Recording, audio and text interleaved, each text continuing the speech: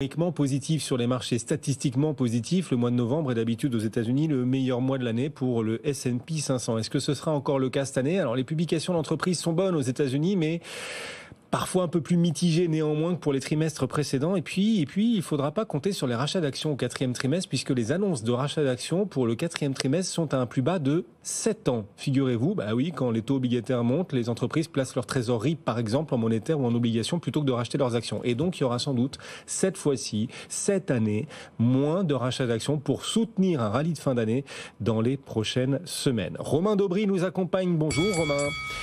Depuis Bourse Direct. On travaille aussi chez Bourse Direct le 1er novembre. Eh ben dites donc, c'est du beau. C'est du beau. Tant que les marchés sont ouverts.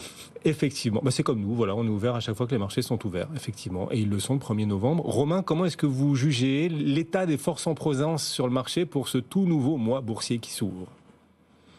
Bien, on avait parlé d'un petit peu de pression baissière en fin de semaine dernière. Le premier élément, c'est qu'elle a été assez vite neutralisée au cours des deux rebonds des 2 jours précédents. Et on a même détecté un tout petit peu de soutien d'intérêt acheteur au cours de la hausse d'hier, ce qui est assez nouveau. Alors ça reste assez ténu encore. En gros, les forces sont un peu neutralisées. On ne peut pas détecter de mouvement fort de ce côté-là. Mais il y a un petit peu de mieux, notamment après 6 semaines de baisse, et la possibilité qu'un rebond technique se mette en place sur des indices qui ont pas mal consolidé aussi. On voit aussi qu'on a atteint des niveaux, des seuils intéressants sur pas mal de valeurs et donc des points d'entrée pour les investisseurs de long terme. Donc même si on n'a pas de figure de retournement haussière, il y a eu des rebonds sur pas mal de titres. Ça, c'est intéressant. Sur des dossiers massacrés, je vois un titre comme Atos qui a rebondi de 70% depuis ses plus bas. Alors, ce n'est pas un signe de force après le massacre sur la valeur, mais c'est dire qu'il y a quand même sur des valeurs un peu massacrées de l'intérêt, de même que sur les small et mid caps. Quels sont les prochains seuils techniques du coup à surveiller? On parlera des valeurs dans un instant, à nouveau un peu plus en détail, et vous évoquez les small et mid cap, mais d'abord sur les grands indices, est-ce qu'on est proche de seuils et d'alertes techniques pour la suite? Oui, c'est vraiment intéressant ce qui se passe aujourd'hui. Si on commence par l'indice CAC 40, on a testé des niveaux d'alerte situés entre 6751 et 6825. On a réussi à les préserver. Ça fait une semaine qu'on s'installe autour et qu'on les maintient. On travaille sur le futur CAC 40 dans un trading range qui est situé donc entre 6825 en bas et 6946 en haut. C'est la première fois qu'on vient tester ce niveau de 6946 depuis le 19 octobre. Donc on s'installe dans la partie haute de cette zone de consolidation et si on réussit à déborder ce niveau-là en clôture, on ouvrirait la voie effectivement à une accélération haussière qui nous renverrait à un niveau technique majeur. C'est 7068. 7068, c'est le seuil à partir duquel, au-delà duquel, on pourrait considérer que la tendance haussière de court terme est réactivée. Celle de moyen terme, ce serait au-delà de 7181. Vous voyez, il y a la place pour qu'un rebond technique se mette en place, mais en même temps, on veut savoir si ce rebond est juste technique et si c'est un rebond avant une baisse complémentaire ou si c'est un rebond étayé, soutenu. Et donc, les clôtures au-dessus de ces niveaux-là vont être importants. On a des niveaux similaires si on regarde le Nasdaq 100, c'est 14 550 qu'on vient de tester à l'instant sur lequel l'indice a buté. Donc, les prix ont buté. Donc, si on réactive 14 550 en clôture, on repasse au-dessus. On s'éloigne, on éloigne la possibilité d'une baisse complémentaire. Et c'est là où la bataille est en train de se faire. On le voit aussi sur le VIX, qui avait donné une figure de retournement haussière et qui est peut-être en train de l'invalider. Si on repasse sous 16,40 sur l'indice de volatilité, on pourrait considérer que les choses pourraient se détendre un peu et les indices rebondir techniquement au moins.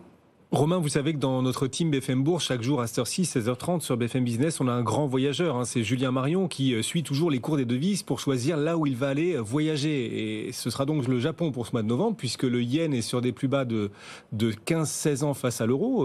Julien, effectivement, la devise... Parce qu'on n'a strictement rien compris à ce qu'a fait la banque. Alors j'exagère un peu, mais la Banque du Japon hier, sur Twitter, il y avait des gens qui ont mis plein de formules mathématiques, ils ont dit voilà ce qu'ils ont annoncé. Oui. Non, c'est juste qu'ils allègent le contrôle des taux. Voilà, et donc comme le yen est au plus bas de 15 ans face à l'euro, vous partirez donc en vacances au Japon, bon plan, effectivement, on est sur un plus bas même de 33 ans face au dollar. D'un petit mot, et avant de parler des valeurs, sur le front des devises, justement, si vous pouvez donner des idées de futurs voyages à Julien, où est-ce que vous voyez le plus de potentiel sur les parités de change pour la suite face à l'euro notamment, puisque Julien voyage en regardant par rapport à l'euro, bien sûr. Merci d'avance, Romain.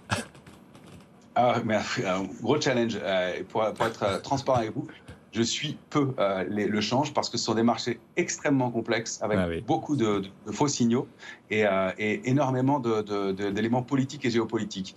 Et ce n'est pas des marchés où je travaille ou que j'affectionne particulièrement et sur lesquels on expose nos clients. En revanche, le yen, oui, tendance haussière clairement. Sur l'euro, on est dans une zone d'indécision. Ma lecture principale, c'est qu'on pourrait revenir à la parité ou pas loin, autour d'un 0,2. Mais il y a un niveau majeur qui est en train d'être défendu, c'est un 0,535. Si on repasse un 0,720, on repasse haussier sur l'euro.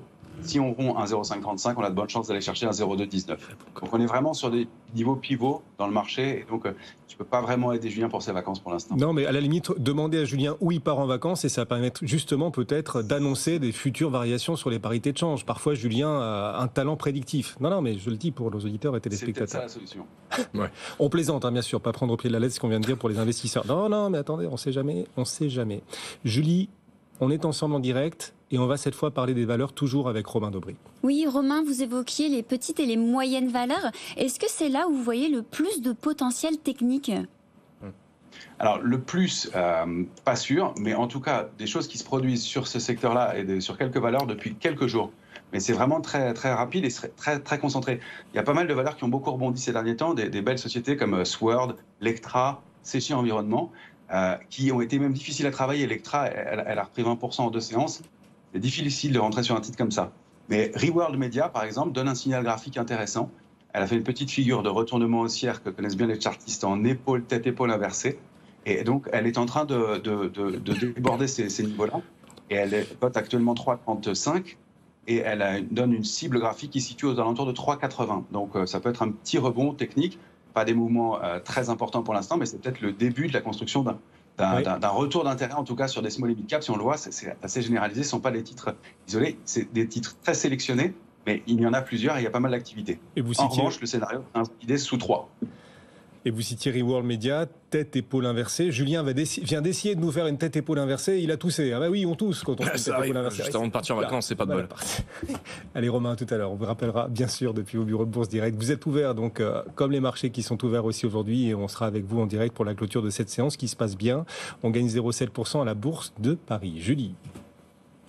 J'ai une question pour vous, messieurs. Quand vous êtes en congé, est-ce que vous déconnectez complètement ou est-ce que vous suivez quand même les marchés quand ils sont ouverts ?